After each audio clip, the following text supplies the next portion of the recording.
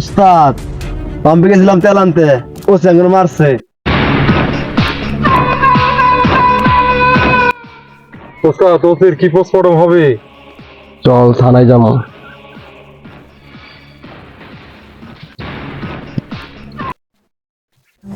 আচ্ছা রঞ্জিত, তুমি থানায় আসার পরে ফুলমিয়া নামে কোনো অভিযোগ কমপ্লেন লিখিতভাবে দিয়েছে?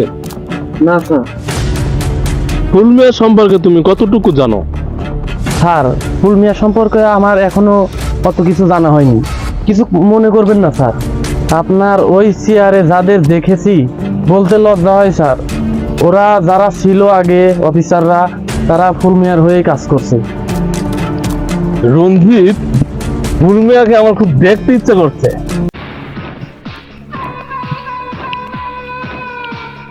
আপনি? আমি ফুল মিয়া, যারে আপনি দেখতে চাইছেন। ও রঞ্জিত, তুমি একটু বাইরে যাও। ও, আপনার লগে প্রথম দেখা তো, অন্য কেউ না থাকাটাই ভালো। 2 নম্বর লাইনের কথা কমু, বুঝেন না, ধান্দাবাজি একটা বিষয় আছে না। ও, আমি খবর পাইছি আপনি একটু গরম তো, বুঝছি। আপনিও আমার মতনই।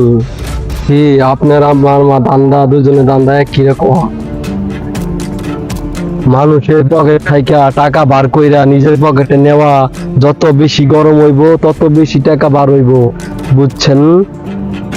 টাপারিংটা দেখাইলে গরমটা হইলে টাকাটা একটু বেশি বাড়াইব। যেমনটা আমি করি তেমনটা আপনিও করলেন।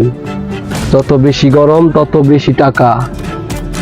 আপনার জন্য টাকা লই আইছি। ওই আজিজ, টাকার বান্ডিলটা দে তো স্যারে রে। প্রথম মাসের 1 তারিখে আর 2টা বছরে ঈদ আছে। জামা কাপড় পাইবেন, ফল ফলাদি পাবেন, মন্ডা পাইবেন। আর আপনি কোনো চিন্তা করবেন না। দুজনে দান্দা যদি ঠিক থাকে অবশ্যই টাকা পয়সা মাসের 1 তারিখে চলে আইব আপনার বাসায়।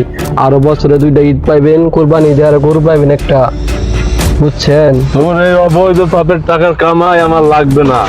আমি হচ্ছি আগুন, আমি টাকায় বিক্রি হই না। আমি তোরে দেইখা ছাড়মু, আমার চ্যালেঞ্জ, আমি তোরে দেইখা ছাড়মু। তোরে আমি ফাটাইয়া ফালাম একবারে। তুই আমার ফুল মেরে চিনস না। চল রাজিস।